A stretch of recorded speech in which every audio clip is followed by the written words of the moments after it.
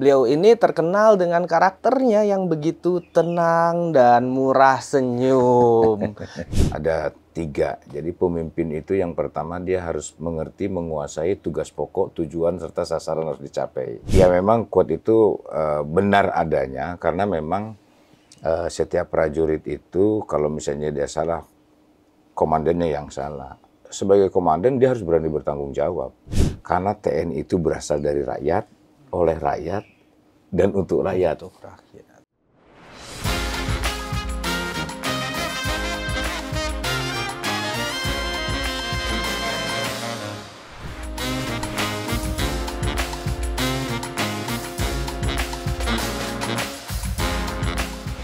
Sosok satu ini merupakan salah satu prajurit kebanggaan Indonesia yang pernah menjabat sebagai Kepala Staf TNI Angkatan Darat periode 2021-2023. Beliau ini terkenal dengan karakternya yang begitu tenang dan murah senyum. Terima kasih Pak Dudung sudah memberikan waktu buat hadir di acara ini di Meet the People. Terima kasih udah dikasih kesempatan kita datang ke rumahnya Pak Dudung nih. Waduh, jenderal nih, keringetan saya kalau ngobrol sama dia jenderal nih. Pak, sebelum kita ngobrol Pak, kita biasanya ada fast question Pak. Jadi pertanyaan yang cepat, yang harus dijawab juga cepat. Ya. Oke? Oke, fast question. Pilih mana Pak? Kue klepon apa bakso? Wah, kue klepon. Oke, kue klepon. Oke, yang kedua, pemimpin yang dekat dengan atasan atau pemimpin yang dekat dengan bawahan? Dengan bawahan dong. Wih, keren. Yang ketiga, menjadi prajurit atau menjadi dosen? Prajurit. Prajurit, luar biasa. Pak, ini banyak sekali netizen yang penggemar Bapak nih. Karena kan, wah kalau ngelihat bawaannya senyum tapi gimana gitu. Kayaknya galak apa enggak sih, nggak tahu nih. Nah, ini setelah pensiun, Bapak ini kegiatannya lagi apa aja nih sehari-hari, Pak? Ya, setelah pensiun kan di samping saya sebagai Ketua Senat Guru Besar di STHM, kemudian saya juga sebagai Ketua Pembina di Uswagati, jadi Universitas Swadaya Gunung Jati di Cirebon, dan saya sebagai Ketua Pembina di Sekolah Tinggi Aviasi. Oh, Sekolah Tinggi Aviasi. Ya, Sekolah Tinggi Aviasi. Jadi kegiatan-kegiatan pendidikan, karena memang saya udah profesor kan, mau nggak mau saya harus aktif, baik saya mengajar maupun saya membuat buku dan sebagainya, termasuk aktif di pendidikan. Oh, begitu ya. Iya, di samping itu ya saya bertani juga. Bertani juga. Bertani apa aja, Pak? Ya, saya ada sawah lah sedikit, begitu. kemudian ternak bebek seperti itu. Termasuk saya buat ini bakso itu. Oh, termasuk buat jualan bakso. Oh, bakso udah. Namanya apa Pak baksonya Pak? Bakso Mang Uka. Bakso Mang Uka. Udah berapa cabang nih Pak? Ah, baru satu. Baru satu. Mana tahu franchise-nya kebuka, ada yang mau mungkin Pak. Mau di-franchise-in Pak? Belum. Oh, belum. Kenapa Bapak milihnya bertani dan mengajar? Kenapa nggak ya apa ya? Mungkin bikin usaha apa gitu. Kenapa mengajar gitu? Ya kan sesuai dengan ilmu saya yang saya dapat, di samping ilmu militer, saya juga kan ada ilmu ekonomi yang saya dapat. Ya kalau ilmu itu tidak kita kembangkan, nanti mubazir, termasuk diri saya sendiri. Saya kan kalau kita lihat senior-senior kan saya masih relatif masih muda dibanding beliau-beliau seperti Pak Wiranto, Pak Muldoko, Pak Gatot. Ya nanti kalau otak nggak dipakai nanti cepet pikun. Waduh. Biar aktif kan biar begitu. Aktif ya Pak. Iya, itu termasuk ya kalau seperti bisnis itu ya pensiunan saya cuma 4,8 juta setahun. Waduh. Sebulan. Iya. 4,8 juta kan nggak cukup kalau untuk menghidupi rumah tangga. Jadi harus bisa bisnis lah ya, gitu ya. Gitu. Nah, susahan menjadi pengusaha atau jadi prajurit Pak? Ya jadi pengusaha susah. Oh, susah jadi pengusaha. Oh gitu. Karena ada untung ada ruginya. Oh iya. Kalau prajurit taruhannya nyawa tapi Pak. Nah, iya, nih, Pak? Tapi udah biasa kan kita seperti udah itu. Biasa udah ya. Biasa. Itu pernah apa yang paling membahayakan Bapak ketika Bapak menjadi prajurit TNI Pak? Wah banyak ya. Kalau saya yang paling bener-bener waduh kayaknya nih bisa nggak selamat nih. Itu ada pernah nggak begitu Pak? Oh pernah, waktu saya di Timur. Tahun saya berapa Wadanyon tahun 98. 98. Jadi saya dihadang di daerah Ailiu oleh GPK Timur itu kurang lebih sekarang mereka ada 20 orangan dari jarak sekitar 10 meter. Oke. Ada anggota saya kena satu, saya alhamdulillah nggak kena. Dikena Tapi tembak. akhirnya kita balas dapat 4. Oh gitu. Wah, kalau PPK. prajurit gini bales dapat 4. Itu maksudnya 4. Maksudnya 4. Iya. Begitu kan? Oh iya iya. Oke oke. Waduh, tapi anggota ada yang Ada kena satu. tewas satu. Oh, Tapi nggak meninggal. Oh, nggak meninggal. Wah, syukur deh. Iya. Oke, Pak Dudung nih banyak yang mau belajar soal kepemimpinan. Sebenarnya apa sih yang menjadi pedoman Pak Dudung selama ini memimpin jajaran? Itu apa pedomannya atau filosofinya atau apa yang paling Pak Dudung benar-benar di dalam hati itu harus dijalankan? Ada teori kepemimpinan yang selama ini saya pegang, ada 3. Jadi pemimpin itu yang pertama dia harus mengerti, menguasai tugas pokok, tujuan, serta sasaran harus dicapai. Tugas pokok, Jadi tujuan, setiap sasaran. kegiatan, setiap tugas itu menyentuh tugasmu nggak atau nyampe sasaran nggak, terus tujuannya apa, sehingga tidak ada kegiatan-kegiatan yang tanpa makna. Oke. Jadi harus ada artinya. Yang kedua, dia harus mengerti, menguasai segala macam keterbatasan yang ada dalam satuan, termasuk dalam dirinya sendiri. Jadi satuan itu serba terbatas, anak buah juga kemampuannya terbatas, kita juga terbatas. Seorang pemimpin juga tidak super lah ya, tidak paling hebat. Sehingga kalau kita merasa paling hebat, nantinya jatuhnya kita marah-marah terus. Kita merasa paling benar terus. Nah, yang ketiga ini yang paling penting, seorang pemimpin itu harus mengerti, menguasai unsur-unsur manusia. Katanya dia sebagai bapak, sebagai komandan, sebagai pemimpin, sebagai guru, sebagai rekan, itu dimainkan. Pasti akan berhasil. Kemudian pemimpin itu begini, yang mendasari itu bahwa prajurit itu adalah objek. Kita ini sebagai subjek. Nah sekarang prajurit itu sudah bukan objek lagi, tapi dia bisa berlaku sebagai subjek. Seorang perwira atau pemimpin di militer, di belakang kita tuh ada Sabta Marga, Sumpah Prajurit, dan 8 wajib ABRI. TNI ya, wajib TNI. Itu harus dipedomani itu sebagai dasar. Kalau orang Islam itu Al-Qur'annya lah, itu harus dipegang teguh. Nah, di kanan kirinya pegang 11 asas kepemimpinan, 13 prinsip kepemimpinan, dan 16 sifat kepemimpinan. Baru dia menuju ke gayanya itu adalah ke prajurit. Ini ada gaya. Jadi cara dia, bagaimana karakter dia, itu jangan nyontoh orang lain. Itu sampai ke prajurit. Nah, kemudian sampai di sana itu, prajurit itu sekarang sudah sebagai subjek, udah bukan objek lagi. Karena salah memimpin, prajurit bisa demo itu. Yeah. Prajurit bisa bereaksi, yang akhirnya kemudian pemimpin itu bisa diganti. Oh begitu. Nah, itu seperti itu. Itu pemimpin. Artinya kepemimpinan itu kan seni membawa manusia, membawa orang. Betul. Kan begitu. Tapi bukannya kalau prajurit TNI itu benar-benar harus apapun yang atasan ngomong siap, harus jalankan. Nggak boleh demo dong, Pak? Ya, banyak kejadian pimpinan setingkat Danjon, Dandim, ada juga yang tidak benar gitu. Ada contoh misalnya nggak mengambil haknya prajurit dan segala macam. Itu sekarang kritis anak-anak sekarang. Oh begitu ya. Iya. Iya. Makanya waktu saya kasat untuk jadi komandan batalion, komandan kodim dan rem sampai ke Pangdam itu ada assessment. Oh. Jadi seleksi betul saya istrinya. Oh, karena ada juga yang komandan batalion, tapi istrinya lebih dari itu gitu. Waduh, nah, itu istrinya keren bener. Ini pernah terjadi itu. Jadi ada istrinya seorang komandan satuan yang akhirnya ngurusin masalah uang makannya prajurit. Nah itu yang akhirnya diapakan tuh? Kita ganti langsung. Oh, luar biasa. Tapi Bapak setuju nggak dengan pernyataan bahwa kesalahan bawahan adalah kesalahan pimpinannya? Itu menurut Bapak quote seperti itu setuju nggak Bapak? Ya memang quote itu benar adanya karena memang setiap prajurit itu kalau misalnya dia salah, komandannya yang salah. Artinya begini, di situ letak tanggung jawab kan. Ya. Nah, karena tidak ada yang salah, anggota yang salah ya pemimpinnya waktu itu. Mungkin pada saat itu tidak ada pengawasan, tidak ada penekanan.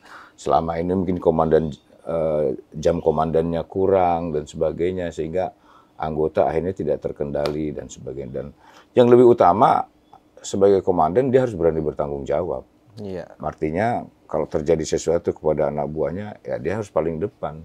Oke. Gitu. Nah, kalau ada prajurit atau bawahan yang tidak menjalankan tugas Bapak tuh biasanya sistemnya gimana? Langsung aja stop atau dimutasi atau langsung Biasa Bapak memberikan punishment-nya seperti apa pada Bapak? Oh, memang manusia itu memang prajurit pun tidak semuanya baik lah ya. Iya. Ya seperti kita juga masyarakat sipil juga tidak semuanya juga baik. Iya. Banyak jahatnya. Walaupun prajurit itu dari mulai masuknya itu kita sudah diseleksi masalah psikologinya, mental ideologinya dan sebagainya, bahwa prajurit itu layak lah bahwa ini calon ini sebagai seorang prajurit yang berdisiplin.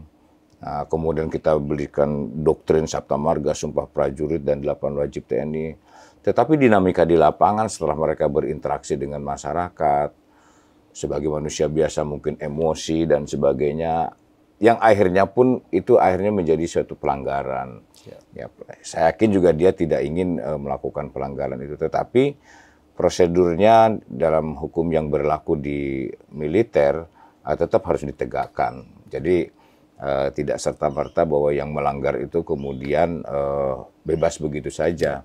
Dan di prajurit itu menurut saya ada catatan yang khusus mereka itu. Kalau misalnya dia melanggar disiplin, apapun, apalagi melanggarnya lebih tinggi lagi, justru dia akan ke depannya ini akan susah, baik karirnya dan segala macamnya. Ini resikonya seperti itu. Begitu juga kalau misalnya dia melakukan pelanggaran pidana di luar, itu risikonya menurut saya lebih berat. Di samping dia dihukum, dipecat, dia menjalani hukuman juga sesuai dengan masyarakat seperti biasanya. Udah hilang mata pekerjaannya, pencarian, kemudian dipecat juga. Malah double biasanya, karena ada hukuman sosial dari masyarakat. Betul. Iya. Nah, di beberapa videonya Bapak, saya sering dengar Bapak bilang prajurit TNI harus mencintai rakyat. Kenapa tercetus ucapan seperti itu? Bukannya justru itu malah bisa menjadi rancu, bukan harus mencintai atasannya atau hormat pada atasannya, harus tegak lurus pada atasannya, tapi harus mencintai rakyat. Itu kenapa Bapak sering sekali ngomong seperti itu? Ya memang awalnya dari saya saat Pangdam lah ya, artinya bahwa saya sampaikan bahwa TNI Angkatan Darat itu harus dicintai rakyat. Tetapi lebih hebat lagi kalau dia mencintai rakyatnya. Artinya lebih dari itu, sudah dicintai rakyat, tapi kalau lebih hebat lagi kamu harus mencintai rakyat. Karena TNI itu berasal dari rakyat, oleh rakyat, dan untuk rakyat. Kan gitu kan? Sebagai tentara, kan jati dirinya sebagai tentara rakyat, tentara pejuang, dan tentara nasional. Kan itu. Jadi dia harus merasa karena memang dia lahir dari rakyat, dulunya rakyat gitu kan. Sehingga tidak semena-mena kepada rakyat gitu. Kan. Walaupun atasannya kalau komandannya melakukan perintah-perintah yang mungkin merugikan rakyat, itu dia harus bisa bereaksi atau ya tetap? Tidak, artinya komandan saya yakin tidak mungkinlah ada yang sampai memerintahkan menyakiti rakyatnya. Pasti kan prajurit itu kan dari Prada sampai jenderal itu prajurit itu sama. Iya. Nah Pak, pada saat Bapak menjabat, Bapak juga buat program namanya Babinsa Masuk Dapur Warga. Pada saat itu ya. Iya. Nah itu program apa tuh Pak waktu itu Pak? Sebetulnya banyak program-program. Jadi waktu saya menjadi Kasat itu ada perintah dari Pak Jokowi, ada 2 perintahnya itu Pak Dudung.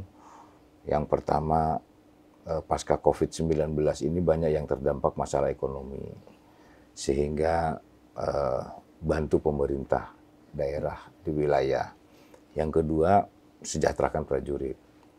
Yang pertama itu, maka banyak kegiatan-kegiatan seperti lahan-lahan tidur yang ada di satuan-satuan militer itu kan banyak sekali yang terbengkalai, yang selama ini tidak bisa dimanfaatkan. Akhirnya sama komandan-komandan satuan saya suruh tanam padi, jagung, emang hobi nanam Bapak? Segala macam, dan kemudian hasilnya itu untuk rakyat yang tertimpa, kan banyak yang karena COVID-19 itu airnya yang nganggur dan sebagainya. Nah kemudian di samping itu juga kita ada manunggal air, nah, sekarang juga masih dilanjutkan. Rupanya di beberapa daerah tuh ada juga yang sampai sekarang belum punya air. Beberapa daerah di Saya Indonesia. pernah ke Kabupaten Nusa Tenggara Timur Selatan, itu sampai bupatinya menyampaikan, Pak, selama dunia ini ada, baru ada kali ini ada air naik ke atas. Biasanya mereka panen paling 1 tahun 1 kali, hanya di sekitar pekarangan. Karena ngambil airnya harus sekitar 5 kilo naik kuda. Sekarang air sudah di depan rumah. Udah sampai ke gunung. Yang tadinya hanya pekarangan, sekarang ratusan hektar sudah tertanam jagung. Dan itu seluruh Indonesia. Seluruh Indonesia. Ya dari Aceh sampai ke Papua. Dan kemudian di samping itu ada food estate, kemudian ada ketahanan pangan, kemudian juga yang terakhirnya itu Babinsa masuk dapur warga. Saya bilang Babinsa itu kan melekat di masyarakat. Saya bilang kamu harus tahu hari ini jangan sampai ada rakyat yang tidak makan. Jangan sampai hari ini rakyat ada yang rumahnya masih kebocoran. Jadi Babinsa itu kan tiap hari ketemu dengan warga, cek. Jadi dia bawa makanan, bawa beras, bawa apa, super mie atau ikan. Ada masyarakat yang tidak makan hari itu, dia datang. Kemudian begitu juga yang rumahnya yang kebocoran dan segala macam, ya tidak layak lah ya. Akhirnya, dan saya langsung ke Babinsa. Dan saya langsung kirim rekening langsung ke Babinsa itu. Dan itu Mas tidak ada program. Artinya bukan program anggaran dari pemerintah. Itu program dari Bapak saya sendiri. Luar biasa. Ya. Nah Pak, kalau di TNI itu saya juga sering dengar ada namanya Jiwa Korsa. Nah Jiwa Korsa menurut versinya Pak Dudung nih seperti apa sih? Ya Jiwa Korsa itu kan dari awal pendidikan itu sudah ditanamkan. Jadi senasib sepenanggungan.